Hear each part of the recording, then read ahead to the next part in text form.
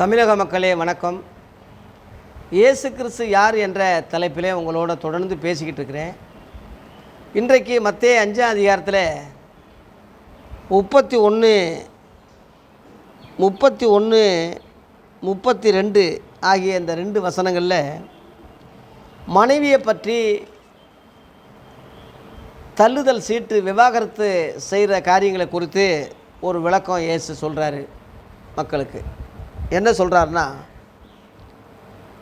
அதாவது உங்கள் மனைவியை தப்பாக இருந்தால் தள்ளி விடுங்க, விலக்கல் சீட்டு கொடுங்க, தள்ளுதல் சீட்டு கொடுங்க, விவாகரத்து பண்ணுங்க, தலாக் தலாக் தலாக்குன்னு சொல்லுங்க, இப்படிலாம் மதங்கள் சொல்லுது. ஆனால் இயேசு என்ன சொல்கிறாருன்னா, நான் உங்களுக்கு என்ன சொல்கிறேன் ஏசு சொல்கிறாருன்னா, வேசித்தனம் முகாந்தரத்தில் ஒழிய தன் மனைவியை தள்ளிவிட்டு வேறு ஒருத்தியை விவாகம் பண்ணினா அவன் விபச்சாரக்காரனாக இருப்பான். தள்ளிவிடப்பட்டவளை விவாகம் பண்ணுகிறவனும் விபச்சாரனாக இருப்பான்னு சொல்கிறார். அதாவது ஒரு மனுஷன் சகிக்கக்கூடாத ஒரு காரியம் உண்டானா அது வேசித்தனம், விபச்சாரம்தான். சொந்த மனைவி தனக்கு துரோகம் பண்ணும்போது அது எந்த மனுஷனாலும் தாங்க முடியாது. அதுக்கு அவர் மனிதாபிமான முறையில் அவங்க இடத்துலேருந்து அவர் யோசிக்கிறார். அதையும் மன்னிக்கலாம். இயேசு அப்பேற்பட்ட கையும் களவுமாக பிடிக்கப்பட்ட விபச்சாரியை கூட மன்னித்து இனிமேல் பாவம் செய்யாதேன்னு சொல்லி யோவான் 8ஆம் அதிகாரத்தில் 11ஆம் வசனத்தில் இயேசு சொன்னவர் தான், மன்னிக்கிறவர் தான். அதே சமயத்தில் இயேசுவை போல் எல்லாரும் இருப்பாங்கன்னு சொல்ல முடியாது, இருக்கணும்.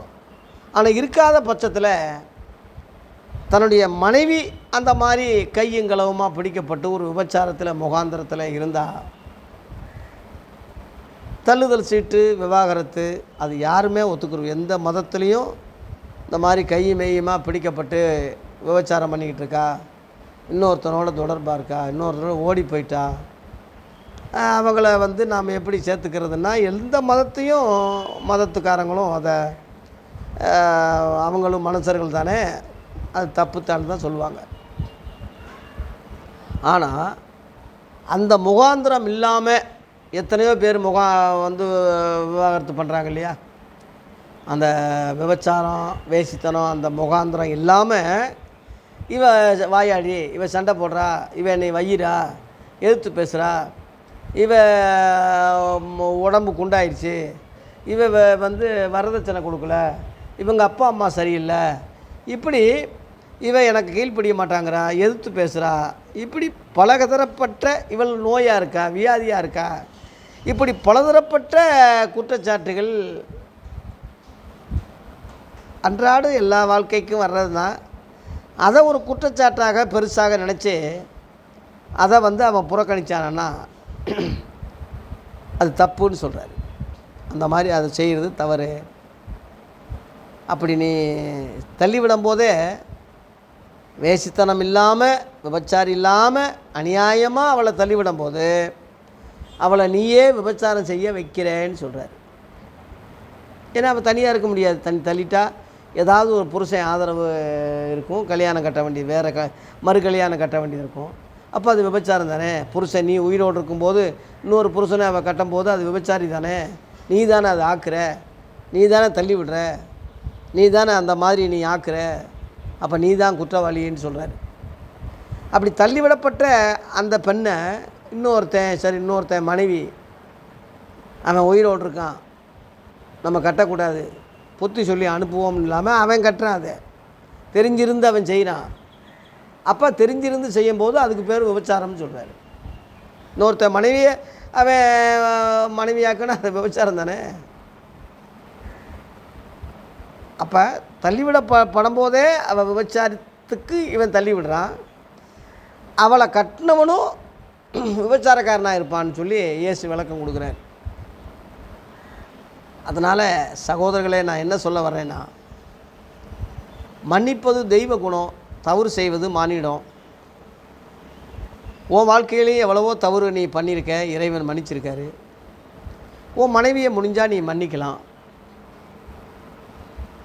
அல்லது சந்தேகப்பட்டு ஒரு காரியத்தை நீ செய்யாத. உண்மையான குற்றமாக இருந்தால் நீ மன்னிக்கலாம், வாய்ப்பு கொடுக்கலாம்.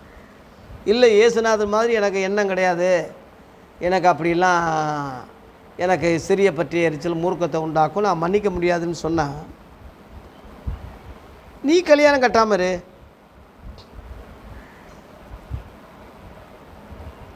அல்லது வேசித்தன முகாந்திரம் நீ ப்ரூவ் பண்ணிட்டா, ஊர்ஜிகப்படுத்திட்டா, அது அவள் குற்றவாளியாகும்போது நீ இன்னொருத்தி பொம்பளையை நீ கட்டும்போது நீ துணை இல்லாமல் எப்படி இருக்க முடியும்? நீ விபச்சாரக்காரனாக மாறுறதுக்கு பதிலாக ஒரு பெண் துணையோடு நீ இருப்பது அது ஒரு பெரிய குற்றமாக நான் சொல்லலை. இருக்கலாம். அந்த மாதிரி இல்லாத சூழ்நிலையில் சந்தேகப்பட்டு நீயா கற்பனை பண்ணி ஒருவேளை அப்படி இருப்பாளோ இப்படி இருப்பாளோன்னு சொல்லி வேசித்தன முகாந்திரம் ஒளிய அந்த மாதிரி இது இல்லாமல் நீ தள்ளிவிட்டா, நல்ல பொம்பளையை விபச்சாரம் பண்ணுறதுக்கு நீ தள்ளிவிடப்பட்ட பொம்பளையை கட்டினவனும் விபச்சாரக்காரனாக இருப்பான். அந்த அர்த்தத்துக்கு ஏசு சொல்கிறார். ஆகவே தேவையில்லாத விஷயத்தில் உன் மனைவியை தள்ளிவிட வேண்டாம். சின்ன சின்ன சந்தேகம், சின்ன சின்ன காரியம். சந்தேகம் பெரும் வியாதி, பெரிய நோய். அது குடும்பத்தையே அழிச்சிரும். நிம்மதி சமாதானம் இருக்காது. உன்னை நம்பும்போது பிறரை நம்பு. நீ நல்லவனாக இருந்தால் நீ நல்லது நினைப்ப. நீயும் ஒரு வேளை சந்தேக பேர் வழியாக இருக்கிறதுனா அதிகமாக இருந்தால் நீ கெட்டவனாக இருந்தால் தான் அந்த குணம் வரும். நிச்சயமாக உன்னை அவள் குற்றவாளியாக இருந்தால் நீ குற்றவாளின்னு சொல்கிறது நான் தப்புன்னு சொல்ல வரல. குற்றவாளி இல்லாத பட்சத்தில் நீ கற்பனை பண்ணி நீ தவறாக அவளை நினைப்பாயானா நீ ஏற்கனவே தவறு பண்ணியிருக்கேன்னு அர்த்தம். தவறு பண்ணுறவனுக்கு தான் அந்த புத்தி வரும். அந்த விபச்சார எண்ணங்கள் உள்ளவனுக்கு தான் அந்த புத்தி வரும். நீ வெளிப்படையாக மாட்டலை, தப்பிச்சிட்ட, அந்த புத்தி உனக்கு இருக்குது. ஆனால் அவளை நீ முகாந்திரம் இல்லாமல் நீ இப்போ சந்தேகப்படுற. தயவுசெய்து மக்களே உங்களை மாற்றிக்கிங்க. சந்தேகம் பெரும் வியாதி. அதனால் வீணாக சந்தேகப்பட வேணாம். கற்பனை பண்ணி மனைவியை ஒதுக்குவது நியாயம் இல்லை. அவங்களுக்கு அன்பாக நடங்க. சந்தேகத்துக்கு இடம் கொடுக்காதீங்க. சந்தேகப்படுறதுனால அவள் தப்பு செய்யாவிட்டாலும் நான் ஒதுங்கி இருக்கிறேன் அவன் வேணாம்னு சொன்னால், மனைவி உயிரோடு இருக்கும்போது நீ ஒதுக்கிட்டு இன்னொரு பொம்பளையை கட்டினாலும் நீ ஒரு விபச்சாரன்னு இயேசுவே சொல்கிறார். இல்லை உன்னால் இருக்க முடியலன்னா மனைவியை மன்னித்து சேர்த்துக்க. அவன் உண்மையிலே குற்றவாளின்னு ப்ரூவ் பண்ணிவிட்டு நீ செஞ்சால் தான் அது உனக்கு பொருந்துமே தவிர, காரணம் இல்லாமல் சந்தேகப்பட்டு அவளுக்கு ஒரு குற்றவாளி கூண்டில் வதந்திகளை பரப்பி விட்டு நீ செய்தா அது ஆணானாலும் பெண்ணாலும் தப்பு தான். ஆகவே விவாகரத்தை குறைங்க. கடவுள் விவாகரத்து பண்ணுறதுக்காக படைக்கலை. ஆதியில் தேவன் ஆதாம் ஏவாளை படைக்கும்போது ஒருவனுக்கு ஒருத்தி தான். அவங்க ஒற்றுமையாக தான் இருக்கணும், ஒரே சரீரமாக இருக்கணும். கடவுள் இணைச்சதை மனுஷன் பிரிக்கக்கூடாது என்று தான் சொல்கிறாரு. விவாகரத்து என்பது மனுஷனுடைய இருதயம் கடினமானதுனால மனிதனுக்காக அது அனுமதிக்கப்பட்டதே தவிர இறைவனுடைய திட்டம் அது கிடையாது. கடைசி வரைக்கும் ஒன்றா இருக்கணும், சமாதானமாக இருக்கணும், வாழணும். இதுதான் கடவுளுடைய எண்ணமே தவிர, மன்னிப்பது உள்ளம் மாணிக்க கோயில் அப்படின்னு சொல்கிறாங்க. ஆகவே மன்னிப்போடு வாழ்ந்தீங்கன்னா குடும்பம் நல்லாயிருக்கும். ஒருவருக்கொருவர் விட்டு கொடுங்க, மன்னிங்க. ஒருவருக்காக ஒருவர் ப்ரேயர் பண்ணுங்கள், ஜெபம் பண்ணுங்கள், அன்பாக இருங்க. இருக்கிற காலம் கொஞ்ச காலம். அதில் நம்ம என்ன சாதிக்க போகிறோம்? விவாகரத்து பண்ணி கோர்ட்டுக்கு போய் அதில் ஒரு 10 வருஷம் போய் கிழவனான பிறகு நீ என்ன சாதிக்க போகிற? இருக்கிற காலம் கொஞ்ச காலம்தான். இந்த கொஞ்ச காலத்தை கடவுள் மேலே பாரம் போட்டு சமாதானமாக இருங்க. மனைவியை தள்ளி விடாதீங்க, அநியாயமாக சந்தேகப்படாதீங்க, பொய் குற்றச்சாட்டுகள் பண்ணாதீங்க, மன்னிங்க, மறங்க. கடவுள் உங்களுக்கு அதுக்குரிய ஆசீர்வாதங்களை தருவார்.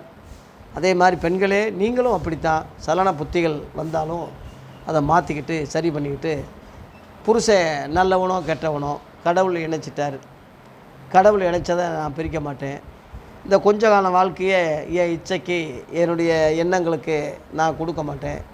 இறைவனுக்காக வாழ்ந்து நான் சமாதானத்தோடு பரலோகத்துக்கு போவேன், இருக்கிற என் பிள்ளைகளை பார்த்துக்கிருவேன், என் குடும்பத்தை பார்த்துக்கிருவேன், என்னால் என் சந்ததிகளுக்கு கெட்ட பேர் அவமானம் வந்துடக்கூடாது என்ற எண்ணத்தோடு வாழ்ந்து உங்கள் வாழ்க்கையை கடவுளுக்காக நிறைவேற்றுங்க. தேவனுக்குள்ளே கிறிஸ்துவுக்குள்ளே ஆண் என்றும் இல்லை பெண் என்றும் இல்லை. கடவுள் எல்லாருக்கும் சமமாக இருக்கார், எல்லாரையும் நேசிக்கிறார். ஆகவே விவாகரத்து வேண்டாம், பிரிஞ்சு போகிறது வேண்டாம், அன்புடன் மன்னித்து வாழுங்க. கடவுள் நமக்கு இந்த நல்ல எண்ணங்களையும் குணங்களையும் தருவாராக. நன்றி, வணக்கம்.